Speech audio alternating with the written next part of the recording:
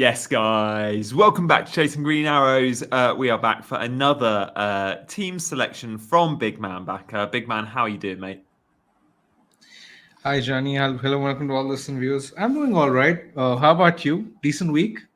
Yeah, it was a last FPL game week was a really weird one because it seems so long. I like reviewing a game week on a Wednesday, Thursday because by then you've calmed down a bit to all the bad things and you can look at the good and look forward. And I can see in the chat we've got a couple of comments about Mark Flecken from Matt. Still annoyed about Flecken, says Matt. Fortunately, I didn't own Flecken, but yeah, for me, it was a bad week because of Haaland and Salah. The swing there was massive. Like, again, if you're into your XG, Haaland should have outscored Salah. Well, he massively didn't. And those that bought Salah in and sold Haaland, like yourself and Captain Salah, fair play. You're rewarded. I had a miserable captaincy 2-pointer from Haaland, but I did then get, your Morgan Rogers points and Solanke points. So it was fine. What about you? A big call to sell Haaland. Yeah, it was the first time this season where I've actually got a really healthy green arrow. So it was a combination of the Salah transfer going really well, Solanke scoring 16 points, and Bruno Fernandes getting me that 10-pointer, which is very, very crucial. I had Flecken, and of course, it was very annoying to see that clean sheet getting wiped at I guess it was 3 a.m. at night. And you stayed up for it on Monday night, did you? I stayed up for it. I stayed up for it because I had three players. I had Mbomo, I had Raul, and I had Flecken. So my God, you must have been gutted going to bed because at 90 minutes you were on for a 10, 12 pointer from Flecken or something. It went from 12 to 8 to 4 within 5 minutes. Oh, desperate that is. That is horrific. It was horrific, but like overall the week went well, so I can't necessarily complain. It was a really good week. And yeah, I'm sort of sitting now in a healthy position this week, so I can't necessarily complain. But yeah, Monday night was horrible.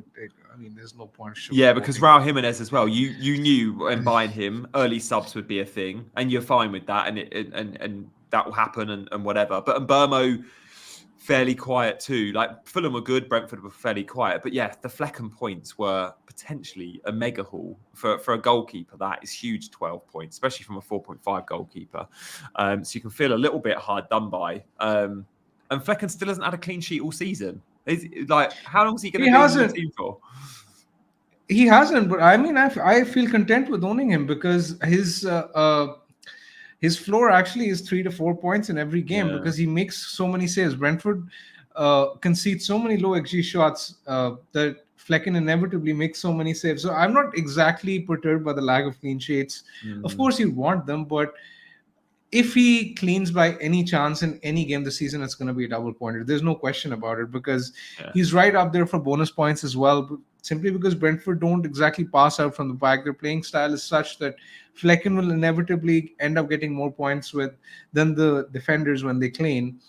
For 4.5, expectations need to be kept realistic, and I think he will be good value over a long period. The fixtures are actually turning though in like 3 to 4 weeks time, so I might at that point sort of reassess his position in my squad. But for now, I'm content with giving him an extended run in my team. Yeah, I feel like the only chance you're ever going to get a 6-pointer from Flecken is if he concedes one and makes like 15 saves, and then you got your 6-pointer. But you're just not going to see many 6-pointers because if he keeps a clean sheet, he's not keeping a clean sheet with no save points. Because that's what the Brentford do. They're inviting those low XG chances, and it's kind of working. Big man, just looking at our mini league. Sorry, you're 1 point ahead of me. Yeah, 1 point ahead, and if I'm not mistaken, you've played the triple captain, or haven't you? You have, right? Yeah, Haaland. You have, yeah. That's basically the sort of chip that I still have. But yeah, overall, it's been a similar-ish start to our season so far. I was going to touch on the Monday night game, though. It was bad seeing the 12-pointer vanish into flames, but Fulham deserved to score. Fulham were the better team throughout the game, and yes, they gifted some save points to Flecken, but they should have scored in the first place. They had plenty of chances, especially in the first half. So yeah, a 4-pointer seems bad on paper, but like it's a game where Fulham should have scored anyway. Yeah, Yeah, exactly that. There are strong rumours about Cole Palmer. A few of you are mentioning it in the chat. Absolute Chelsea is a bit of a Chelsea fan account. They've got 700,000 followers on Twitter. Just reading, see what they're saying on Cole Palmer, because I think there was a tweet saying that maybe it wasn't good news, but I can't actually see it. I'm just scrolling through their timeline now. So we'll update you as we hear anything on Cole Palmer. All we can say is the injury was mentioned by Wesker, and we know he hasn't trained. But as things stand, we've got nothing concrete on Cole Palmer not being available for Arsenal. We just know he hasn't been training this week. Let's do some contingency planning, though, G, because you own Palmer, I own Palmer. Worst case scenario, he's out this weekend. Yes, there's a 2-week international break after this. You're still keeping and playing your eighth attacker. That's what I'm planning on doing. No. If Cole Palmer's out, I think I'm selling him. Yeah. But isn't he a transfer back in game week 12? Yeah, I think I'm selling him for a week, only to play because I want to play Phil Foden this week. I'm selling Foden or Palmer regardless this week. The plan was always sell Foden. I'll tell you who for later in the show because there's a big talking point there. But I know I'm buying. He's an 8.2 million mid with 3 brilliant fixtures coming up next. Of course, amazing underachievement so far this season. But he's about. How would I know about him? Right? Why would I know about him? I'm definitely buying him, and the plan was to sell Foden for him. But if Palmer's out for a week, I'd lose 0.1 on the move, and I'd lose the transfer. But I do feel like Foden is a good move this week. Obviously, if Palmer's out for more than a couple of weeks, it's definitely sell him. If he is out for 1 week, though, in most cases, I do what you're planning, and that is, of course, you just play your eighth attacker or your fourth defender. My fourth defender this week is Mykolenko, by the way. So I'd be very happy just putting Mykolenko in, I guess. So yeah. What's your take? I mean, we don't honestly. The chat are all saying Cole Palmer news, credible Chelsea account. Show me the tweet, guys. There is nothing. I mean, when I look at Chelsea's fixtures from game week 12, Leicester, Aston Villa, Southampton, Spurs, Brentford, Everton, Fulham. There's no way I want to go without him from game week 12. And if he's in my team at this point, I don't want to waste a transfer swapping him in and out. I just think there's better use of my transfers. There's more fires to put out. If he's out, especially considering if he's out for 1 game week, which is very likely to be the case, right? I would be shocked if he was out for more than 1 game week with the information available at this point. So that's the way I'm leaning towards. I'm not that perturbed personally. Yeah. Let's see. We'll probably know more as the stream goes. But I also own that 8.2 million midfielder, so I'm not exactly that tempted. Well, that's the thing for me. I've got to consider. I want to buy Bruno Fernandes. Spoiler alert, it's mentioned him, and I'm going to buy him. I just don't really want to sell Phil Foden this week. Obviously, I don't want to sell Palmer either. But I feel like it was enough to go for it. Oh, it looks like the tweet was actually from Boona in disguise. Amazing. You guys are priceless. So gullible. Surprise. Yeah. So from a Chelsea fan account. There is a good chance Palmer is out, though. Clearly, he picked up something. And against United, we saw the challenge, and he hasn't trained. But I wouldn't be surprised if he's available. Anyway, let's move on from Cole Palmer rumours, which are just rumours. What do you make of Foden, big man? Because I don't want to sell Foden. His underlying numbers are brilliant. His expected assists are top for the last few weeks. He's scoring goals in the Champions League. And I think Brighton's a good matchup for him. Playing number 10, De Bruyne is still not ready to start. But there are better options given the next 3 weeks, and City's fixtures aren't great. They're good this week, but then they turn a bit. I think this seems like a good time to jump off him, personally. Yeah. When you compare him to Bruno, I think Bruno's a much better player to own. If you don't have many doubts over his minutes, though, in the next 3, then I guess you can hold him. But personally, I think I would probably make the swap if given the opportunity. And I think even if Palmer is out, I think I would probably do that when I look at your team. I think Foden is more of a fire to put out as opposed to Palmer, because Foden will be a sell in like 2-3 weeks anyway. Yeah, so you might as well do that right now. Palmer won't be a sell. That's why in your position, I think it makes more sense to sell Foden as opposed to Palmer. Yeah, I'm pretty sure that is what I'm doing. I think I'd have to know Palmer was out. I'd have to know for sure, but I'm probably out for more than a week. So yeah, I do think Foden will be a sell next week for me anyway, or after the international break. Guys in the chat, if just so you know, it's set to subscribers mode. If you're watching and can't put your comment in, you need to click subscribe, and then you can type your comments in. But if you ever want to know the influence the chat has on this show, just know that we weren't planning on talking about Cole Palmer, but because of you lot getting all done by a fake tweet, you've dictated the agenda, and you will continue to dictate the agenda. So thank you for your input, as always, guys. But yeah, I mean, let's talk about Bruno Fernandes, the man in question. Big man, you're one of the very few content creators out there that are set with him. I don't think many are buying him this week because they bought Salah and therefore they can't get there. I'm going to be in the luxury position, I hope luxury position, of owning him for Leicester at home in Van Nistelrooy's last game. The narrative is there. Van Nistelrooy's Man United scored 5 against Leicester in the EFL Cup only last week. Ipswich away for Ruben Amorim's first game in charge. The narrative is there and the matchup is there. And then Everton at home for a brilliant 3-game run. How do you feel about that, big man? We've got to be hopeful, haven't we? And not just the 3 games, because after the 3 games, we're going to be in December, and that's going to be the time where the festive schedule is going to kick in. And yes, the fixtures for Bruno at that point aren't necessarily amazing, but will he be a sell necessarily? I'm not sure, because at that point you want robust, solid picks in your squad, and Bruno is exactly that. So currently, while I do have a rough plan of sort of selling him in 14, I'm not exactly sure whether I'm going to go ahead with the idea. I mean, it's still sort of up for debate depending on whether I have other files to put out my team at that point. So I think he's a good player to buy. I mean, I won't exactly put you off him.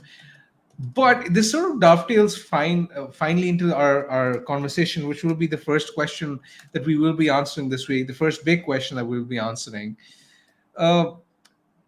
Would you still jump off from Haaland to Salah if you had multiple free transfers? That's the first question we're going to address, and I think let's just come to that, because I think this is a question which I'm sure you've considered for your team as well. Mm-hmm. What are your thoughts currently? I've made my bed. I'm not ruling out moving to Salah in a few weeks, but certainly for the immediate, I'm not willing to take hits to swap Haaland for Salah. And we've spoken about this before. Like, I don't think I'm happy with a squad with both. It's one or the other. Yes. And this isn't the week to sell Haaland. Maybe next week is, but this doesn't feel the week to sell Haaland. I still think Salah is the optimal captaincy choice if picking between the two this week. But true, I agree. I won't take a hit to do it. I'd agree with that. I think if I own both and I was captaining one, it would be Salah this week. But you need the luxury of free transfers. If you, like me, you don't have them, it's not worth a hit. It's too close. Exactly. I don't think it's worth a hit. So in your position, I don't think I'd go ahead with it. But if someone has the luxury of, let's say, 2 free transfers at their disposal, then I still think I would. Let's say if someone had your team, then I would be doing like Foden to Salah and Haaland to a cheaper forward. I would be very tempted to do that. No, you'd be getting Bruno in. Look at those 3 fixtures. Bruno, top for big chances created in the last. Captaincy is still king in the game, right? That's why you play the game for. I would be very scared going without Salah heading into this week and next week. I mean, Southampton next week is going to be a scary watch for people without Salah. I mean, yes, Haaland is equally capable. Exactly. I mean, yes, Haaland is equally capable of hauling in any fixture, and I fully understand the risk of not going with him. But I just think the extra cash and the lower of Liverpool's fixtures and form even are sort of dictating the play at the moment. And I think if given the opportunity, I would actually do it with multiple free transfers. Yeah, I mean, I like the take of going get Salah because he's the best captaincy option, but I think it's marginal. Like, he is the best captaincy option, but Solanke is an incredible captain. Haaland is still a good captain this week, so I don't think it's as clear cut. But yeah, Salah to Aston Villa. Aston Villa, remember, played away on Wednesday in the Champions League. Liverpool played at home on Tuesday. Like, Salah is a very good option this week, isn't he? Like, if you own Salah, you're going to no one's going to own Salah and not captain him, so his EO is going to be massive. Gee, am I correct in saying that one of the reasons you're buying Bruno Fernandes is because you're considering him for captaincy this week? No, I'm not. If I'm honest, I'm not buying Bruno for captain. He won't be my captain. My captain will be Solanke, depending on his minutes tonight. Maybe Haaland. I don't think I'll go Bruno. I haven't even considered Bruno with the armband. I like it. I don't hate it, but captaining a Man United player, knowing Man United have scored, only Southampton have scored fewer goals than them. I just don't think I can do it. I know the fixture's great, but I Yeah. think owning him. I think Solanke is close anyway. I think Solanke and Haaland are close anyway. Solanke might even be better than Haaland. Mate, Solanke might be better than Salah. Solanke might be better than Salah. Like the fixture is there for him. I mean, yes, in hindsight you can say that, but not with the current information available. Off the season as a whole, no, you can't. But off last game week, you can. That's it, right? Maybe with the knowledge of hindsight, we can say that after game week 11. But currently, Salah's just been more consistent. Let me give some more to that argument then, because you're right. It'll be very easy to sit here during the international break and say Solanke was always the best captain because he just got 16 points the week before. But the player data's not there. You're right. It's Salah over Solanke, of course. But if we go after team data, Spurs are top of the charts for XG, for goals. I think Liverpool might edge it on big chances, but it's marginal. Spurs have been the best attack in the Premier League from the underlying data this season. And Ipswich ranked 20th for defence or 19th for defence in all the defensive metrics. So the matchup is there. And I put a lot of my thoughts into the teams rather than the players. And I would go so far to say Solanke is as good an option as Salah. It's marginal, that. I think a lot of this comes down to whether Solanke is on penalties as well. True. Yes, it's easier to be defending Solanke at this point in time after he's gotten a 16-pointer. But had we been having the same conversation last week, Solanke's numbers were atrocious for like 3 or 4 weeks in a row. So over the span of a season, Salah's been more consistent. So he will always be a more reliable captaincy option in my head. Yeah, okay. When you compare him with Solanke, I just think he's levels above in terms of being more consistent and reliable. Yeah, maybe. I mean, he definitely is, and he has these routes to points, which are undeniable. Guys, do just take note that the chat is for subscribers only. Thank you all for liking and subscribing, but also we do have a membership offering if you want to check that out in the join button, which includes a WhatsApp group with Dean Jones, ladies and gents. And Dean has also revealed something really cool in a video, which is for members only this week. So some breaking news in our members only platform. If you want to see a video from Dean, you can access that video by being a member.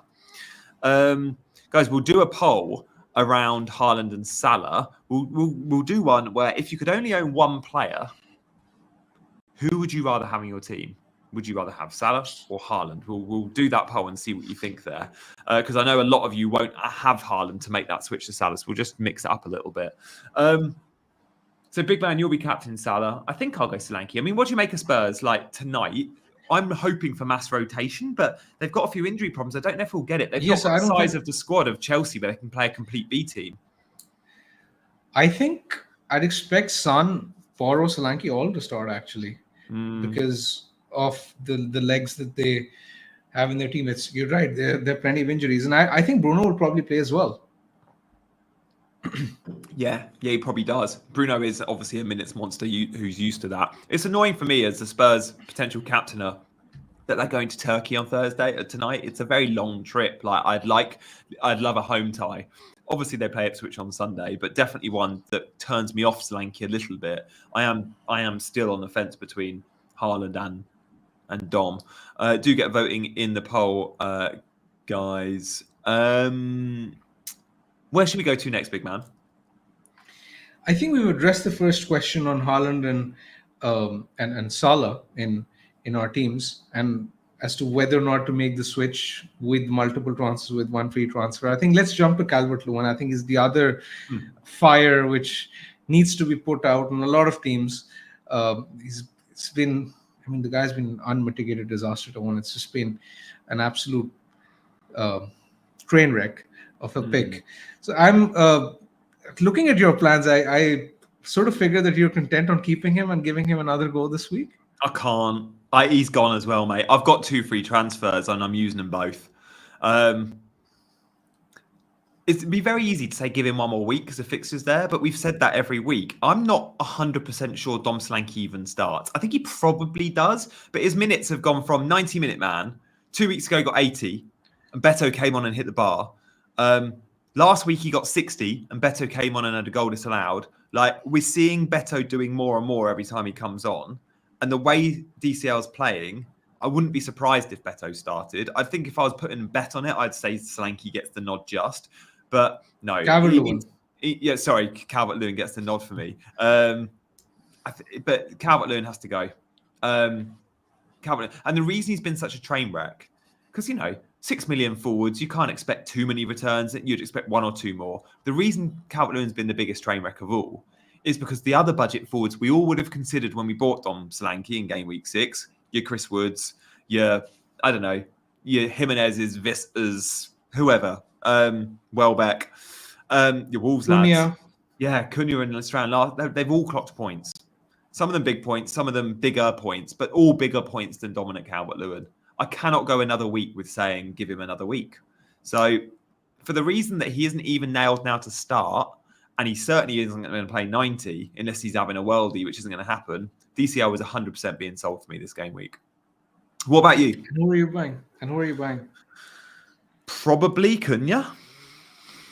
I think Cunha. I'm buying one of the Wolves lads. I'm buying Strand Larson or Cunha, but I don't know which yet. I mean, it's 1.1 million between them, and I've got the money to buy Cunha, but that 1.1 could be used further down the line. Like, we always need the money, right? So I'm just still trying to evaluate if how important that 1.1 is to me in that position.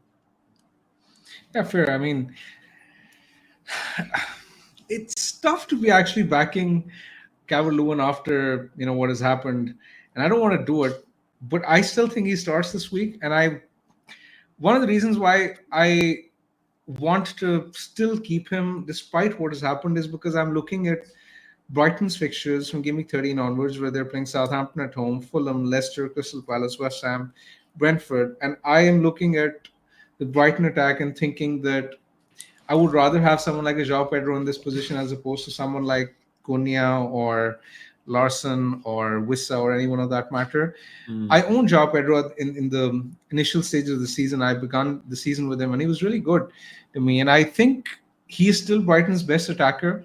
He has been in team training for a week, and the time where I would need him would be in game week 13, which would fit perfectly after Everton's appealing fixture spell would be over, and Brighton's would start. That's still like 3 weeks away. And I'm thinking that 1 month of team training should probably be enough at that point to make João Pedro a realistic option. That's why I still want to keep Calvert-Lewin if he starts. Now, that's the big if at this point. And you're absolutely right when you say that, it was a very alarming sign that he got subbed when the game was in the balance. It was 0-0 and it was around the hour mark. He got subbed, which was not ideal, and his minutes per start have definitely gone down. And you're also right when you say that his minutes at this point seem more vulnerable than at any other point this season. I completely agree with that, and I think there's every chance that we get news that Beto is playing in instead of him. The good thing is that it's a 3 p.m. kickoff. Everyone are playing that at that time as well. And there's a very slim chance, the marginal chance that we might hear before the deadline whether or not Calvert-Lewin is starting. In the absence of any news, I will probably just assume that Calvert-Lewin is starting, and I'll probably play him in my 11. Yeah. But if we hear news that he's out, then obviously he'll be more of a sell, and I will be tempted to swap him. I currently have 3 million in the bank. So, I mean, selling Calvert-Lewin for, let's say, even an Isak is doable for me. Yeah. Right? And that is obviously a very big upgrade. But again, a lot of this will come down to what we hear regarding his starting status before the deadline. Yeah, because the 3 o'clock games, there was obviously no early kickoff. So we might get leaks. I don't know. I don't know if we usually would get leaks for an Everton or a Wolves. I expect the usual sources will probably have a bit of an ear to the ground with some of those teams. We do get Wolves, we do get Brentford, we do get Everton all playing in the 3 o'clock kickoffs. Palace. Yes, and leaks seem unlikely, and what makes it even more unlikely is that because the deadline is like a bit far off. I'm not exactly sure whether we'll hear news before the deadline. There's every chance that we might hear news immediately after the deadline, but it's sort of tricky. 15 minutes has changed everything. Exactly. Those 15 minutes are kind of off-putting. So I'm not exactly sure whether we hear anything or not. But if we don't, I think I will probably end up keeping Calvert-Lewin, simply because I mean, long-term, I look at that position in my team and I want João Pedro there and not someone else. Yeah, I get why you want João Pedro. Like, that's massively appealing. And you can't buy João Pedro this week because he's just not going to get the minutes. Are we confident over the December month? Let's say we've got 6 game weeks in December. It's busy. João Pedro should be back to full fitness by then. Does he play and start every game? I think he's Brighton's He main doesn't man. have to. He still doesn't have to. I mean, it's 5.4 million penalty taking Yeah. Brighton forward. He doesn't have to start every game to be value. Even if he starts the majority of those fixtures, it's fine. Yeah. At 5.4 million, I mean, he's cheap as ships.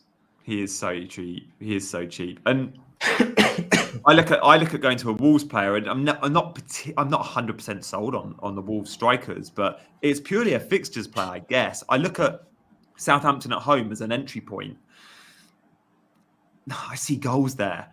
And Fulham away, Bournemouth at home, they're a really good set of 3 fixtures. Come game week 14, though, Everton away, West Ham away, that 2 games you'd happily bench your Wolves striker. And maybe a move to João Pedro could be on the cards then. But it means, you're going only for a 3-week punt on a Strand Larsen or a Cunha. But of course, if you keep your Wolves player, yes, you get Everton away, West Ham away. But then before Christmas, you get Ipswich and Leicester still. So it's a great run of games. And there's a reason why so many have bought Aït-Nouri, Cunha, Strand Larsen. And I think that's probably the direction I go. Whilst like Big Man, I think João Pedro is still the pick. I'm just not willing to go there this week, and I need to go this week because I can't have another week with Calvert-Lewin. I really don't think I can be patient enough to keep him in my team. I completely agree. I mean, this assumption of mine that I want João Pedro to be the Calvert-Lewin replacement is heavily dependent on Calvert-Lewin actually being a realistic option for the next 2 weeks. If Calvert-Lewin is not a realistic option, then even I may be forced taking, let's say, serious measures and selling Calvert-Lewin for Isak this week. Yeah. That Beto coming on at 60, you don't see Sean Dyche make many rotate much. Like Sean Dyche, I remember at Burnley, he had his classic 4-4-2. You could name it every week. He just wasn't going to change from that his favoured formation unless the team starts losing games and looking really bad. Everton are starting to look really bad. And Calvert-Lewin in particular looks really, really like probably the worst I think I've seen him play in an Everton shirt. He's anonymous. And Beto is coming on and causing problems, scoring goals, albeit marginally offside, hitting the bar. That's more than DCL's done. And he's getting limited minutes. And Beto is a top tier. He's a top striker. Like there's someone they've spent money on. So he's not top tier in regards to Premier League, but they've spent money on him. He's not some kid. Interesting one. I'd say I'm 60 on a DCL start, but I don't think we get a leak, and I think it's really risky keeping him if we don't know he's starting. It is risky, but then again, the opportunity cost of, let's say, playing him is basically using a transfer on Cunha or someone of that sort, and I'm not exactly convinced that the Wolves strikers have that ceiling anyway. That fixture against Southampton is so good, though. By the way, Everton paid 30 million euros. 30 million euros. He weren't cheap. It's an interesting one. And Everton are Everton. Like Wolves are Wolves. We shouldn't see the Wolves fixtures and go, they're going to score loads of goals and win loads of games. The teams playing Wolves also have a very good fixture. We've got to remember that. Okay, let's move on. What are the big questions we got to get to, Big Man? The third one is Rico Lewis. Gianni, I would love to hear your thoughts on Rico Lewis as well. He's one we jumped on the Game Week 6 wildcard. But now some holes are appearing in Manchester City, and it's not exactly the best time to be owning a City defender, is it? No, with my 2 free transfers, I know I'm buying Bruno, and I'm pretty set. I'm 99% sure I'm selling Dominic Calvert-Lewin for a Wolves forward. But I had thought if I don't, it would be Rico Lewis out for Aït-Nouri. I'm buying a Wolves player, whether it's a forward or Aït-Nouri. But Rico Lewis, it's a little bit of a headache. I think I'm keeping him, but Walker was so bad. The annoying thing for me with Rico Lewis last week was it came off the bench. Usually when Rico Lewis doesn't start, he doesn't get minutes. If we're going to see him in the games he doesn't start, get minutes, that's going to be really frustrating. Like last week, I had Rico Lewis coming on for 1 point, and I, at the time, had Mykolenko on a clean sheet and bonus points on my bench. You're gutted when that happens. Fortunately, Mykolenko conceded. But yeah, I mean, what's your take? My take is that with the fixtures that City have coming up, Brighton, Liverpool, and Spurs, the next three. I am not sure whether Lewis starts those three. I think Walker could easily end up starting those three. Yes, Walker's been poor this season, but tactically, I think those games are likely to suit him. Coming up, let's say, against someone like Mitoma, Son, and then again, obviously, space will likely be needed against Liverpool as well. So, with doubts over Rico's minutes, I'm not sure whether it's worth keeping him. I'm looking at him as a very pressing concern in my team.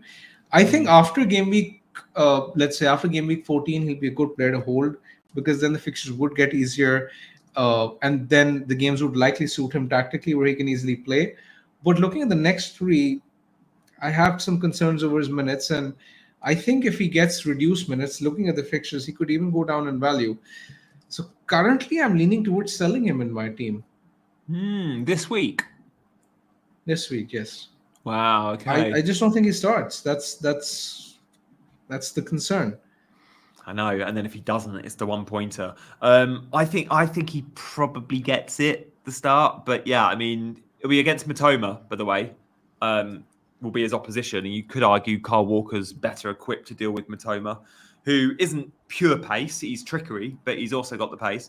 That'll be an interesting one. Will we get Man City team leaks? Maybe. They're the 5:30 kickoff, so they're 4 hours after the deadline, 3.5, 4 hours after the deadline. What do you reckon, big man? Do you think we'll hear?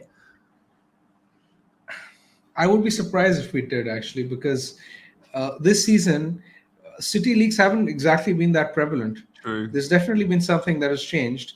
The yes, physio we can left. get leaks, but the physio left. The physio left, basically, yeah.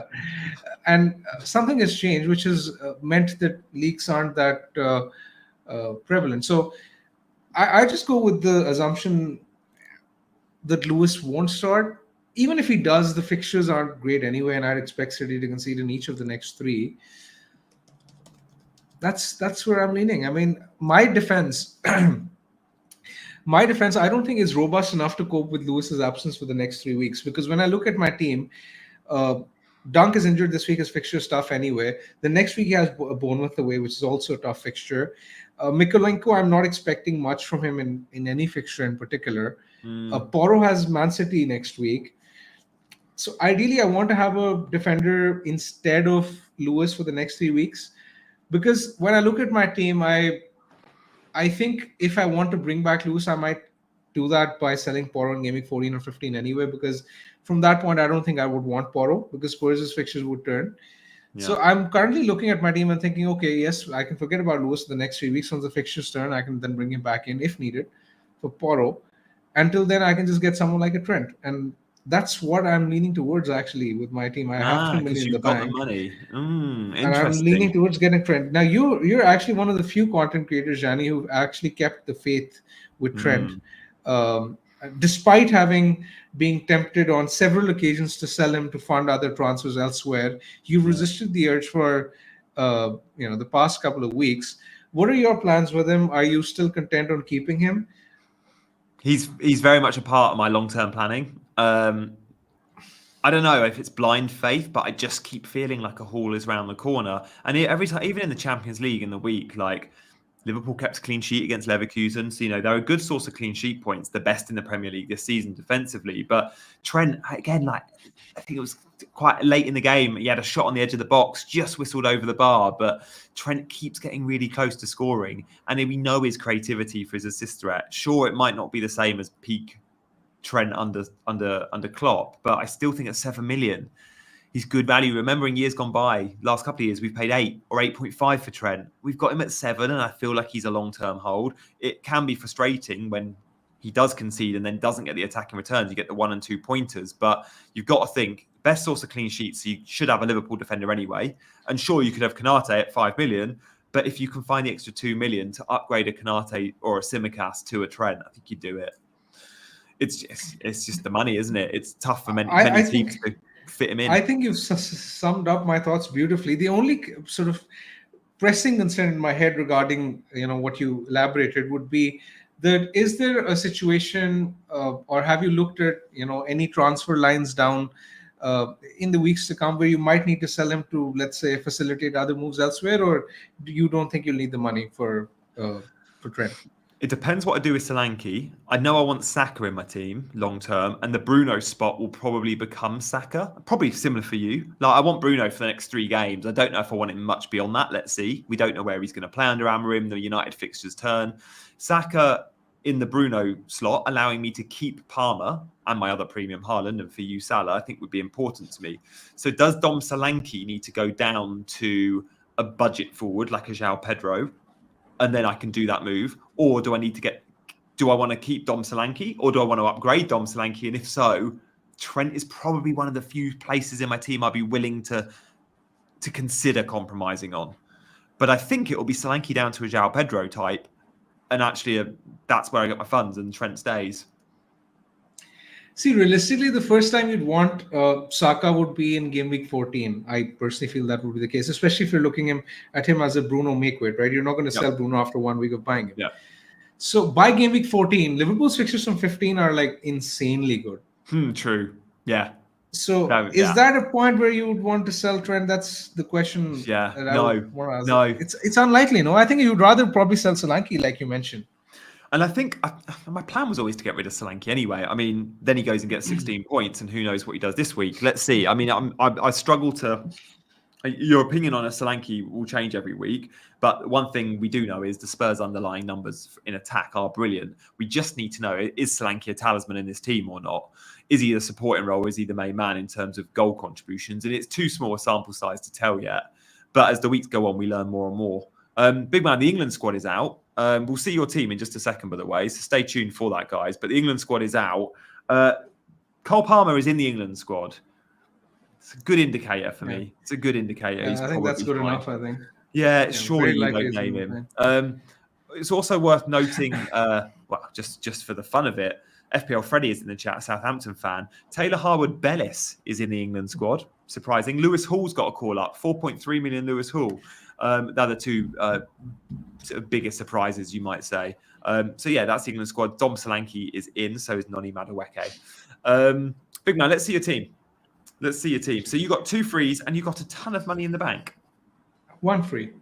Oh, 1 free. You've only got 1 free. Oh, okay. That's why Dominic Calvert-Lewin could stay. It's not the defender move and Calvert-Lewin, is it? Yeah, okay.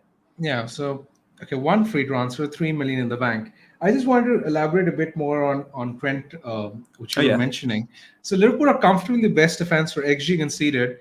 And you mentioned Trent has not been as attacking in the previous years. That's true, but he's still first for XGI among defenders this season. Now, do you want to guess his non-pen XGI? It's high.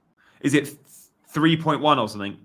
It's 3.5, yes. So he should have had close to 4 returns. He should have had close to 4 returns. He's actually had just the 1. Mm. So had he been performing as let's say in line with his data, then everyone would be fine with the idea of keeping him or jumping on him. So yeah, I think he's sort of been unlucky not to have done well. And because Liverpool are so good defensively, he will probably get bonus points the majority of the times when they keep a clean sheet as well. So currently with my team, there are 2 ways I can go. Let's say if there's no information on Calvert-Lewin starting before the deadline, then I think I will probably sell Rico for Trent in my team. I don't think my defense is good enough to possibly deal with Lewis missing out for the next 2 or 3 weeks. And Trent would just be a nice set and forget for a while, basically. I don't want to say it till a specific week. But in the other event that we hear that Calvert-Lewin is not starting before the deadline, and I know that this is unlikely, then there are 2 routes that I can choose. I can still make the defensive transfer and maybe bench Calvert-Lewin for Rodgers, and then possibly look at Calvert-Lewin for João Pedro later, which is the plan. Or alternatively, I can just ditch the defensive transfer and do Calvert-Lewin to Isak. Isak's an interesting one. I don't know what Isak's clearly great, but the 2 of the next 3 are away from home. He's so much better at home. Yeah. Forest away is all right, I guess. And then it's West Ham at home, which is like really, really good. And then it's Liverpool, if I'm not mistaken, is it? It's actually Crystal Palace away. It's Crystal Palace. But Selhurst Park and the City Ground, 2 tough visits. I don't fancy Newcastle to score more than 2 goals across those 2 fixtures. Like they just don't score many on the road. Yeah, I sort of hear you, and I'm extremely fixated on the idea of having João Pedro Yeah, in he's my a your team pick. He's a you for pick as well. Like you love João Pedro. exactly He's because got all the routes to points. He's cheap. and with the heavy defense, with the likes of Trent, Gabriel, Salah, Palmer, etc., Solanke, Bruno, I would probably need a cheap forward to sort of facilitate these transfers, and Isak would sort of mess the structure up a bit. So Yeah. I mean, I don't want to get Isak, but I may be, reluctantly forced into doing it. But currently, it's not something I really want to do. So that's why I think Lewis to Trent is what I would probably guess if I was guessing on what I'd do right now. Yeah, whilst Isak's a perfectly good pick, I just think he limits you moving forward too much because of the price point. And I think you're in agreement. I mean, if you just make the defensive move, are you sure? And you don't hear anything on Calvert-Lewin. Calvert-Lewin over Rodgers, potentially a 60-minute match. Even if he starts, it's a 60-minute Calvert-Lewin maybe versus a 90-minute Rodgers. I'm not even sure Rodgers 90 minutes though. That's the True. thing. Maybe not anymore. He got subbed early. He got subbed early last game as well. He had a knock. But yeah, you're right. Lewin. With the amount of fixtures Villa have got, they need to give him a bit of a rest. Yeah, I would just risk Calvert-Lewin if there's no news. Yeah, I would. And the fixtures obviously way better. And the plan is on your bench, you've got Rodgers ahead of Mikalenko. Yeah, I guess I'm not expecting a clean sheet from Everton. So are you not? West Ham's a good fixture for him. Like that's why I'm not sure you need to buy a defender. Like you could just, if Rico Lewis is benched, you could just put Mikalenko in. It's game on the line for Lopetegui as well. I mean, true, it is. West Ham have been poor. I would expect some sort of a reaction at home. I mean, I look at this fixture and I think it's probably going to be like 1-1 or something of that sort. Yeah. So the plan this week would be Lewis to Trent. Then in game week 12, I would probably look at saving. In game week 13, I could then do the Calvert-Lewin to João Pedro move as planned. And then in game week 14, I can do Bruno to Saka and Porro to any defender, really. Could just get Lewis back again at that point. You got it well mapped out.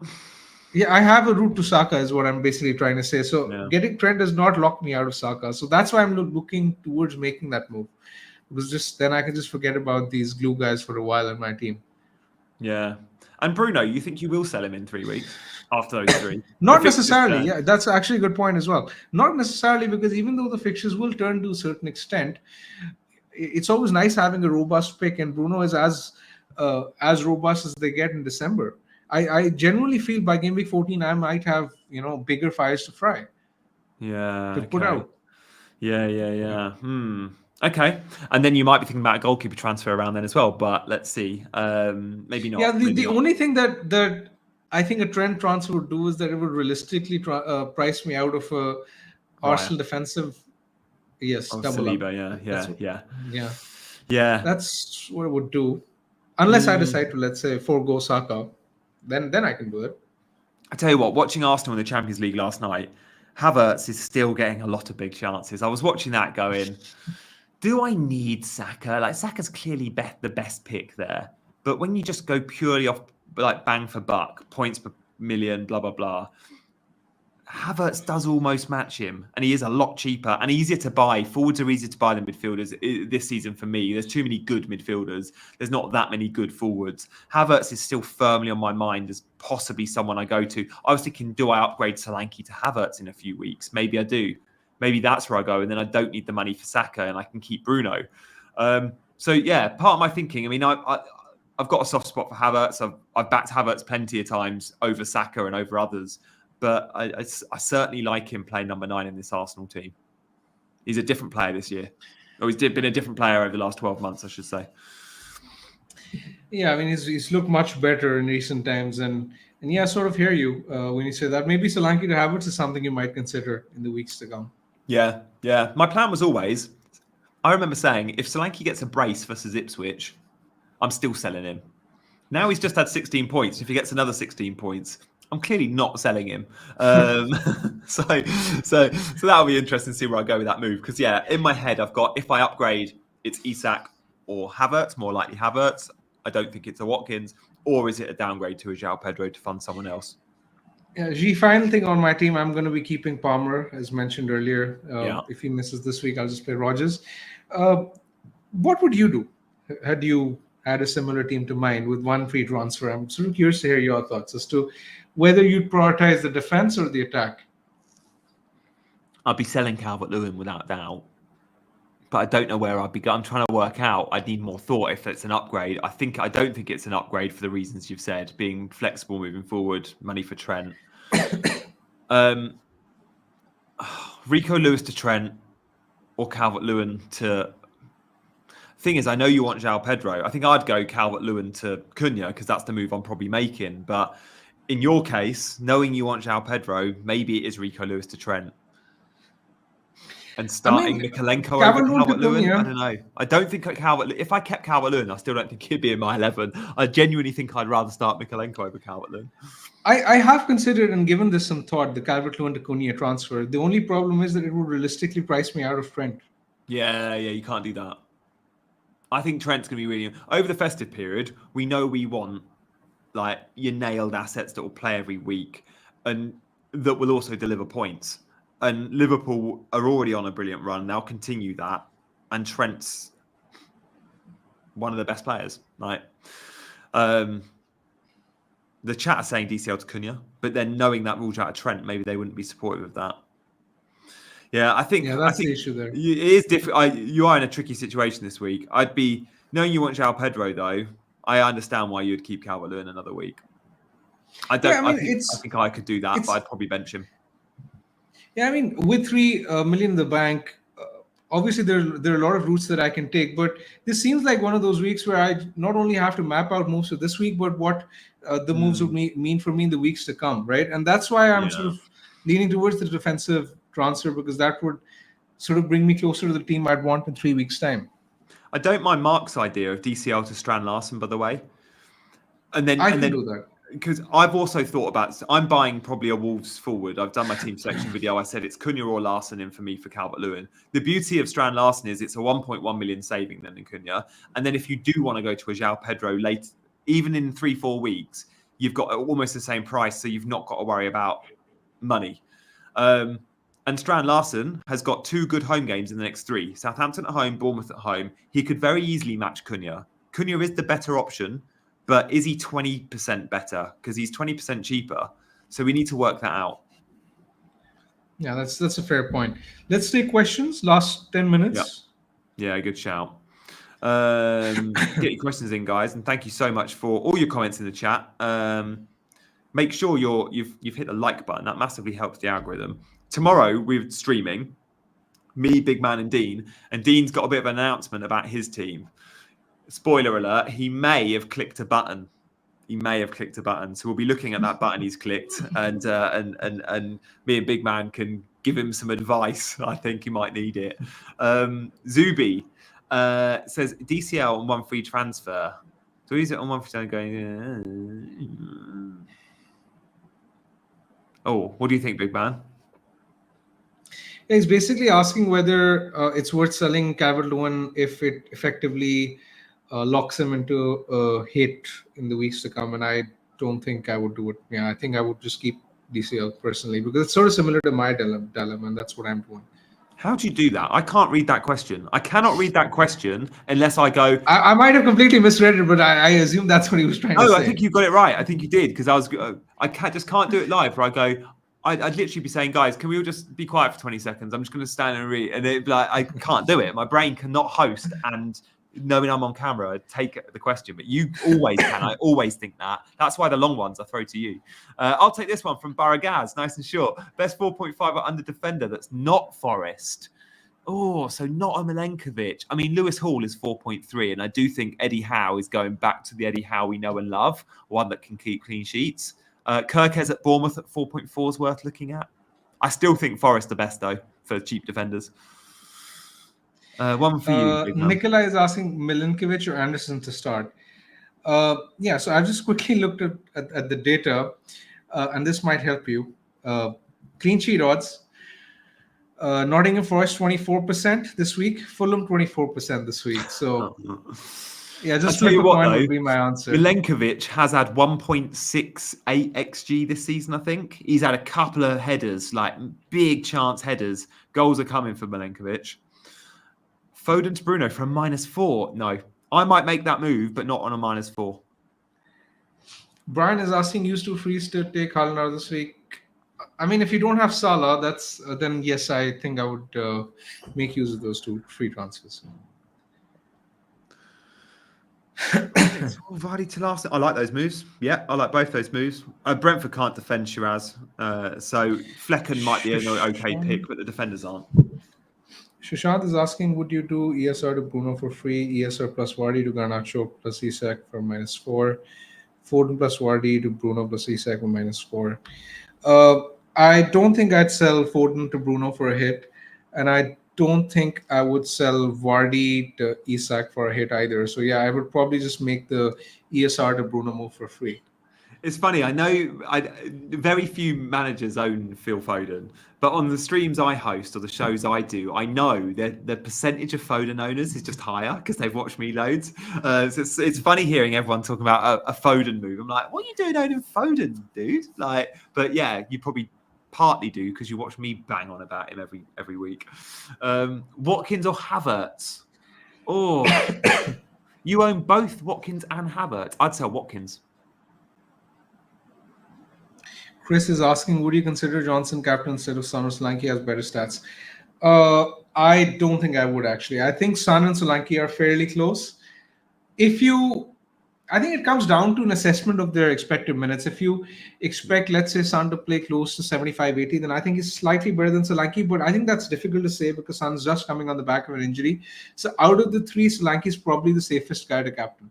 But again, keep an eye out on their minutes tonight. Minutes is key in that one, and Son's not playing 90. We know that. But is he getting 75, 80? If so, he's an option. Rodgers will get 90. But yeah, I'm with you there, big man. Delap or Rodgers? I don't know. Delap isn't absolutely nailed. We have seen him miss minutes. But Rodgers, I don't know. That's a tough one. Who does Delap play? Ipswich have got... It's one of the few teams I can't... Spurs away. Play Rodgers. Sally is asking Son, Solanke or Salah captain. Salah, I think, is clear.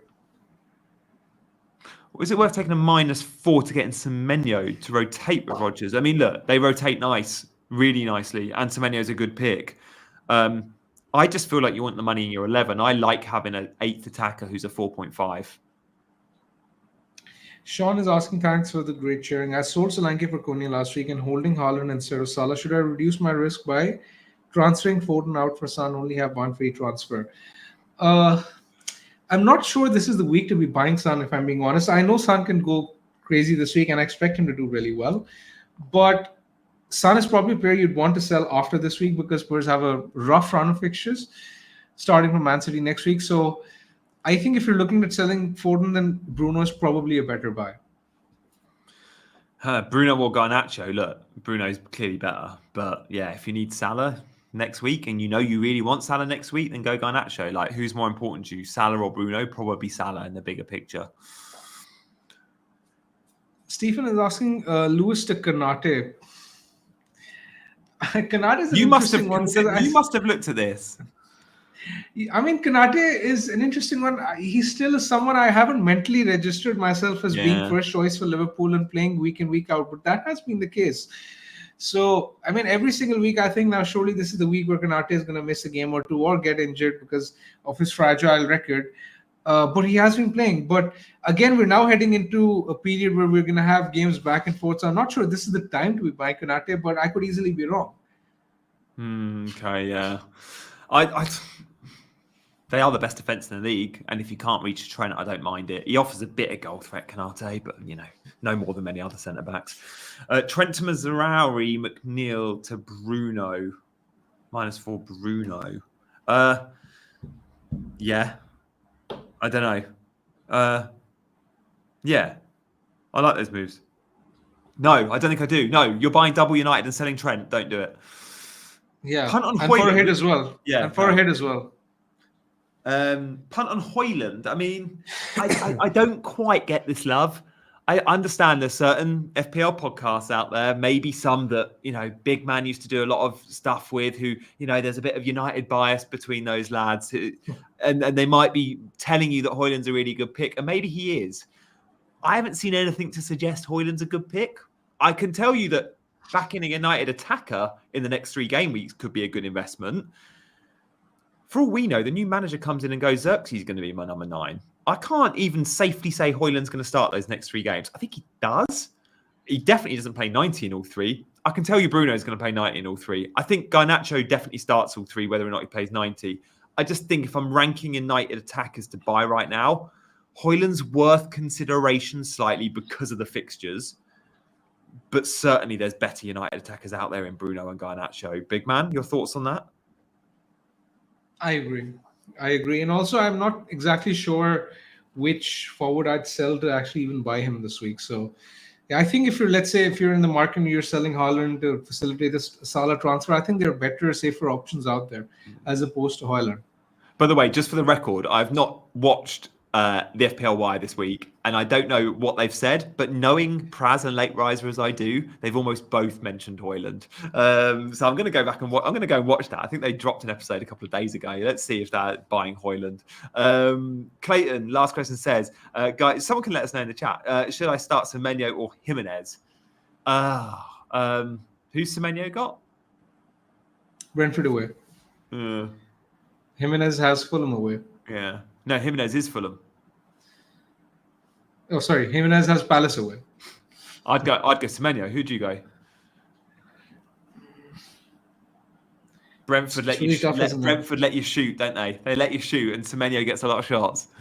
I'd expect both teams to score, though. I'd expect Fulham to score as well. I'd probably go Jimenez just because I think he's going to be on penalties. Yep. Nice. Guys, thank you so much for all your questions. That was a really fun hour. We're back tomorrow looking at Dean's team in a bit more detail. He may have pressed a button this week. And we'll be answering your questions. And me and Big Man will probably have a little bit more clarity over our moves, knowing in 24 hours in FPL, especially between Thursdays and Fridays, so much happens. We'll have press conference updates. We'll have all the Thursday night minutes from Spurs and Man United. On your way out, please do hit those buttons. Do like, do subscribe. And we'll see you in Big Man. What time are we? I feel like we're streaming slightly later tomorrow. It might be a slightly later stream on Friday. I think it's 2 p.m. I think it's 2 p.m. UK if I'm not mistaken. No, it's 6. Oh, Faz just put in the chat. It's 6. Oh, wow. 6. Does that work for you? I'll have to check, but I'll do my best to make it. It looks like, so it's 6 for Dean. I think maybe Dean's got something. I don't know what it is. But yeah, Dean, maybe it's for his wild card. I don't know. Oh, did I just mention the chip he might have used? Oops. Great. Guys, we will see you tomorrow in about 28 hours' time. But for now, go well, and we'll see you soon.